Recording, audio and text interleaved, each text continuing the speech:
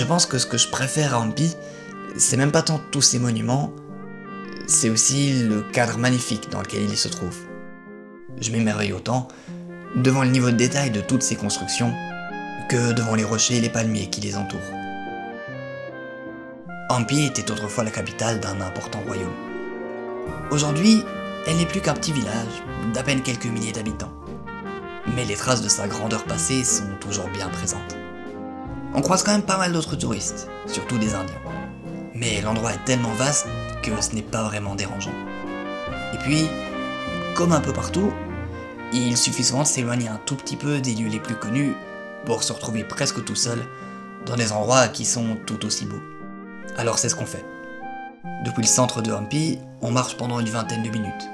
On se faufile entre les palmiers, on grimpe une petite colline, et aussi simplement que ça, on se retrouve à un point de vue totalement désert et absolument magnifique.